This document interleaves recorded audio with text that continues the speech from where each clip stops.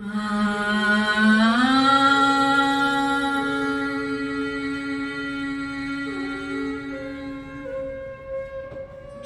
I'm doing today is I'm just picking up a few sutras, couple of sutras from chapter 1 and looking at a methodology that Maharishi Patanjali has given, which is called the Ashtanga Yoga method. Just touching the tip of the iceberg. What I'm talking today, I can spend 15 to 20 hours on it. And I have been given very strictly a hard stop at 50 minutes. So the first sutra of Yoga Sutras goes Ath Yoga Anushasana, which means now begins the discipline of yoga. Now you have come to yoga. So what Maharishi Patanjali says is that you may have tried, we all want fulfillment, isn't it? We are, you get that, you get into that college, you're applying into all those colleges. Oh, I'm fulfilled, I've found my nirvana. I marry that person I want to marry, and then I'm so fulfilled. I get the job I want, I'm so fulfilled. But do you see, all these things have happened in our life. We have got, largely many of us are happy, we've got what we wanted, and yet there is a longing for more and more and more. Is this true or not with you? Raise your hands if this is true. If this is true for you, it is time for yoga. Fulfillment is not going to come from external sources. It will not happen like this. For fulfillment, you need to go within. Now, if you have done all of this and you have realized that you are not fulfilled, then it is time for yoga. And what is that yoga? It's a discipline. So my teacher used to say, Patanjali is not saying now begins the relaxing practice of yoga. He's saying now begins the discipline of yoga. And what is that discipline? It's not torture. Discipline does not mean torture. Discipline means a very conscious choice to move in a certain direction. Discipline also does not mean habit or routine. Discipline means a very, very conscious choice to move in a certain direction. And initially, it may be uncomfortable. Initially, it requires certain forbearance that, yes, I'm going to do my practice. I'll make that time. I'll stay for that 4-hour empty stomach condition to go through my practice because this means something to me. I want to walk this path of self. I want to be enlightened. And see, I want to be enlightened or I want to understand my true nature. Why is this significant? Anybody, any of these kids, do you think it's important? Why should I understand, true nature? What is the big deal? I mean, I'm happy doing what I am. I'm happy in my school. My life is good. Why should I get into all this? Please understand this. If you want to make dessert, okay, what does it need? It needs sweetness. Otherwise, dessert is not going to be sweet, no? If you don't understand the nature of the ingredient, how are you going to create dessert? You randomly, accidentally say, okay, let's put this ingredient. Let me put chili, let me put pepper. You're never going to get a dessert. But if you understand the nature of everything around you, the property, you can create what you want. Don't you want to be like this? Don't you want to be the master of your own destiny? That my life should not be an accident. Something happens, something happens, I move like this. Something unhappy happens, I become like this. I am just getting slapped by life left, right and center and I become a distorted being. Instead, I can become the kind of human being I want to be based on the understanding of my nature. If I understand my nature, I can move so intelligently that I can craft my own destiny. Isn't this a wonderful way of being? I mean, for me, this was exciting and this is why I got into Yoga Sutras. It's a journey that can sometimes take lifetimes and many people give up thinking lifetimes hai kaun karega, chodo ye sab. But it's not like that. It should mean something to you. There should be value in this. Then you move in that direction. So let's look at this word. Why rag here? Rag means color. He is saying it is an internal state of being. It is your state of being, how you are within. So Patanjali is not about becoming a monk. Leave the world, go do study. He says, live in this world, live in this marketplace and be untouched by it. It's challenging, it's hard work. It takes a lot of practice because you keep falling all the time. But he's beautiful, he's very compassionate. So my teacher used to say, look at a child that is learning to walk. It is walking, it falls and then it picks up.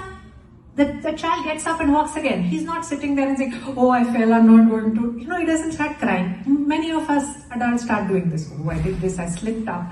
All of that happens to us. So,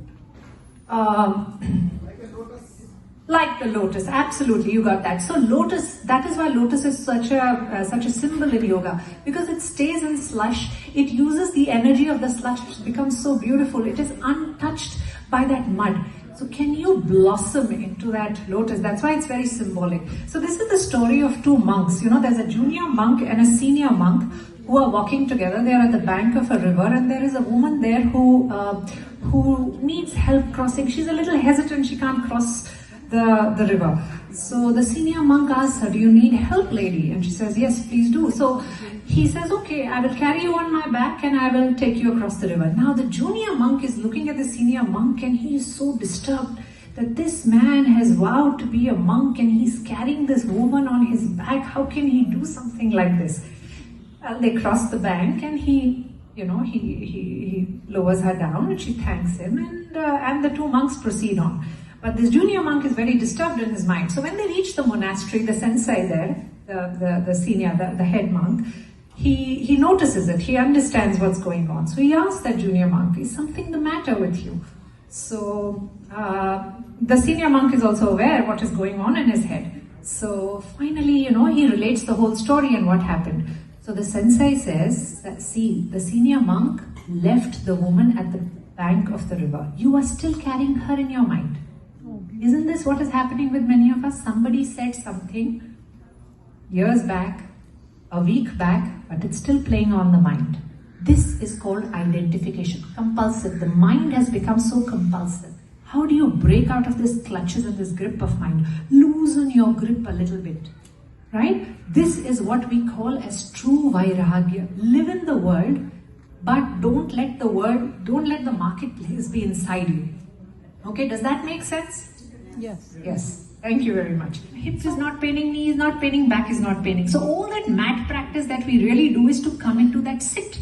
Sthiram Sukham Asana. It's a place of steadiness. It's a place of ease. It's a place where consciousness rises. So I have some time? Okay. So I want to share this with you because I'm also an asana practitioner, and this is a very beautiful explanation that Sadhguru gives. He says, "See, it's like this. In olden times, we used to have that TV with that antenna on the terrace. Huh? You go shake the antenna and the transmission becomes clear." He says, your body is like that. The body is like this. If you will simply hold it in the right geometry, that which is to be known, you can download everything into it. This is the small cosmos. And that entire cosmos can be downloaded into this. This is asana. Asana is, any posture cannot be called an asana. An asana is an asana only if it is raising the consciousness. Okay, so this is something which is very important. All kinds of distorted views on asana today. The word brahmacharya literally translated means celibate. But the meaning of this word comes from Brahman, Brahmacharya, meaning to direct your energy in the Brahman. So this is a very nice explanation. My teacher explained this. He said, "See, so we all know that in the Indian system, the first 25 years of your life were called Brahmacharya ashram, correct? There were 4 ashrams, Brahmacharya, Grahastha, Vanaprastha and Sannyas. So first 25 years of your life were about studentship. So Brahmacharya is associated with studentship. There are 2 things we must understand. As students, 2 things are not a student's concern. Wealth creation. This is not a student's concern, right? The parents are taking care of it. Sexual concerns, sexual relations. This is not the concern of students. Why? Because you want to harness the creative power, that energy. Brahmacharya literally means contain that energy, because you need every aspect of that energy to channelize it. If you want to succeed in a certain area, and especially in those student areas where grounding and foundation is so important, you need to harness every aspect of that creative energy and channelize it in such a way that that foundation becomes so stable and so strong for you. So this is where Brahmacharya is coming from. You can be a celibate and never attain to Brahmacharya. This is also possible. So Brahmacharya, so for me this is about meditation. How do you channelize your energy upwards? How do you move your energy? This is Brahmacharya.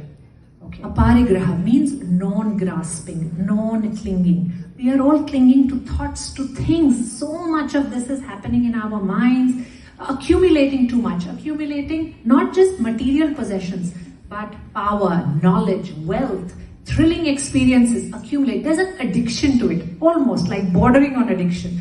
So that's like, in the yamas they say, loosen that up a little bit, it's okay. Be easy, be relaxed about it. So yoga is the practice of being intense without being tense, relaxed without being lax. And that's the balance one has to look at moment to moment. It doesn't just happen overnight. It needs practice, it needs that abhyas. So if you become established in aparigraha, then you understand the purpose of life, you understand the significance of this birth. I have a story on it if it's free. And I'm going for an event and I know the room is full of people. If I'm encountered by a terrorist and the terrorist asks me, are there people in this room? He says, without batting an eyelid, I would say no. Because what kind of truth is this which is not inclusive, which is only protecting me and putting everything? Now, as a yogi, as someone who is saying that Vasudev the world is my family, then how can he put those purpose? So he is being authentic to his way of life. This is what Satya means. And another story goes that, when Hanuman's tail was set on fire, and Sita blesses him that may he not feel any heat. And Hanuman wonders, how did this happen? Because Sita was so established in truth that what she said came to pass. That is why we say don't, especially children. I see some kids here. When you say something, stick to your word. Otherwise, don't say it. Don't keep going back on your word, because once you say something, you're given potency and energy to it. If you keep going back on your word, you lose your power to manifest that which you want. So if you say, I want this and this must happen, your power to make that happen becomes stronger if you don't keep saying, I'll do it and then don't do it. So be careful in how you use your words.